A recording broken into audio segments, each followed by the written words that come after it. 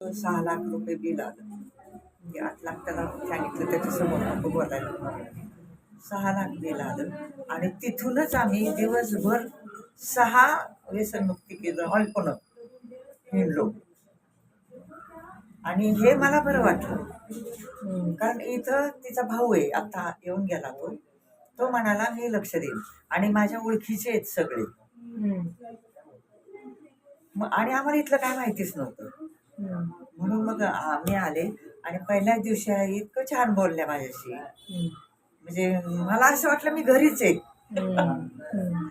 म्हणजे इतकं घरच्यासारखं. असं कोणी सहसा या खुर्चीवर बसलेलं असं सहसा कोणी बोलत नाही. ते नियमानुसार कायद्यानुसार ते बोलतात प्रोफेशनल. हा.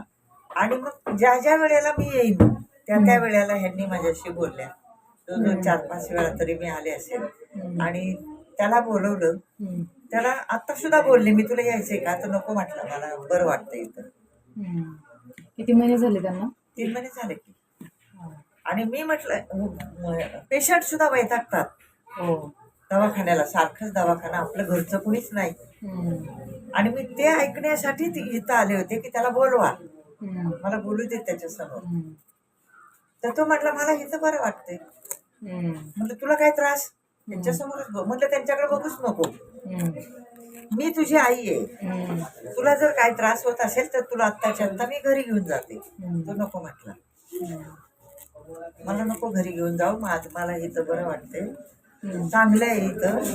आणि दे तुला वाटेल, डॉक्टरांना वाटेल तेव्हा त्या मला असं कुठलं पेशंट म्हणत नाही. पेशंट वैतागतात, दवाखान्याला वैतागतात. घराच्या बाहेर किती दिवस राहायचं? आज 3 महिने घराच्या बाहेर येतो. पोरं आहेत त्याचे. हे पोरग आत्ता आणले, ते दुसरं पोरग म्हटलं मला पण यायचं. म्हटलं दोघं तिघं नको. आणि त्यांची मिसेस ती पण सर्व्हिसला आहे, ती पण नोकरी करत. फक्त हा एकटाच नोकरी करत नाही. त्याच्यामुळे ह्याला अशी व्यसनं लागली, घरी बसून. बरं एकच नाही, 3 व्यसनं. आणि तुम्ही ती 3 व्यसनं सोडली.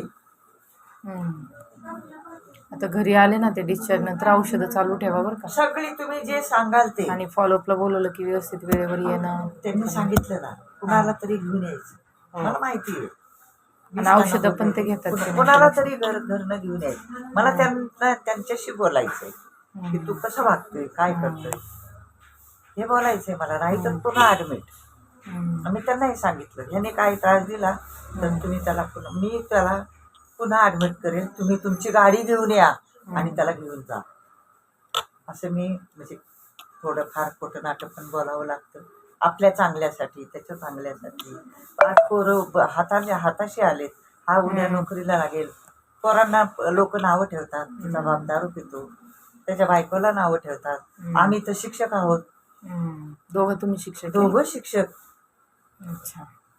आणि एवढी मुलं 60-70 हजार मुलं आम्ही शिकवली, पण आमच्या मुलाला आम्ही नाही शिकवू शकलो. त्याच्यामुळे ही वेळ आली. आता लोक आम्हाला विचारतात मंगेश कुठे? अजून दवाखान्यात. इतका वेळ दवाखान्यात, मग काय करणार? घरी आणून काय करू त्याला? म्हणून त्याला दवाखान्यातच ठेवलेलं आहे. काही जे आपले ओळखीचे असतील त्यांना सांगते त्याला व्यसनमुक्तीमध्ये ठेवलेलं आहे. मग ते चांगलं आहे का? म्हटलं चांगलं असण्याशिवाय मी ठेवलेलं नाहीये.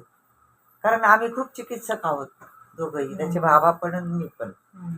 की आपल्याला जर बरं वाटलं तरच आपण तिथं ठेवू, नाही तर तिथून काढून नेऊ.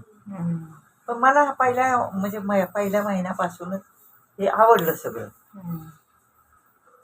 त्याला तिथं वरती तो असं काय कैदेत वगैरे नाही येत. ते जे जेलमध्ये असतात कैदी त्यांना बाहेरचं काही दिसतच नाहीये. त्यांना सगळं हवामान, हवा वगैरे सगळी दिसते, ऊन दिसतं, माणसं दिसतात. आणि अजून त्याच्या मनावर चांगला परिणाम झालेला आहे आणि अजूनही चांगला होऊ दे. डॉक्टरांशी तुम्ही बोला, मी पण बोलेन. तू डॉक्टरांना फोन दे, मी डॉक्टरांशी बोलेन की तुमची इच्छा असेल तर मी त्याला घरी घेऊन जाते. आणि तुमची जी औषधं आहेत ती सगळी औषधं मी त्याला देणार. कारण पोरग फार्मसी आहे, माझी मुलगी पण फार्मसी आहे. आता बोलला ना तो, ती पण फार्मसी आहे. आणि हा कोणाकडे जातच नव्हता, घरातच. मग ही पोरं चिडायची त्याच्यावर. बरं पोरं बरोबरीला आलेली आहेत त्याची. आणि पोरं काय बोलली की मला राग यायचा, अरे तो तुमचा तर बाप आहे असं नाही बोलायचं त्यांना. मग ते करतातच तसं. आता आम्ही तर वाईला त्यांचा संसार नीट व्हावा म्हणून आम्ही दोघं जातो तिकडे. नाही तर आमचं तिथं काही काम नाही. आमची शेती करायला दिलेली आहे, आम्ही स्वतः करत नाही. तिथं आमचं घर आहे, रोडला घर आहे, महाबळेश्वर जवळ आहे. आम्ही काय कंटाळा आला की महाबळेश्वरला जातो. सकाळी जायचं, संध्याकाळी परत यायचं. तेच तो म्हटला मला वाईला जायचे. म्हणजे तो इथं आला, जरी तो बाहेर कुठं गेला ना तरी मला शंका येणार हा गेला. म्हणून तुम्ही पण त्याला सांगा, घराच्या बाहेर जरी गेला तरी आईवडिलांचा विश्वास असेल तरच जा. जाऊ नका आईवडिलांना या वयात त्रास देऊ नका. या वयात मुलाकडून आम्ही काय अपेक्षा करायची, ही अपेक्षा करायची का? मग आता आमच्या मुलाने आम्हाला इथपर्यंत आणून सोडलं. आता तो कसा चांगला राहील ते तुम्ही त्याला काउन्सिलिंग करा, की पुन्हा तुम्ही ह्या दवाखान्यात आई वडिलांनी सांगून येऊ नका, हे तुम्ही त्याला सांगा. बरं आज वय पण त्याचं एवढं नाहीये, दारू सुटण्यासारखी आहे त्याची.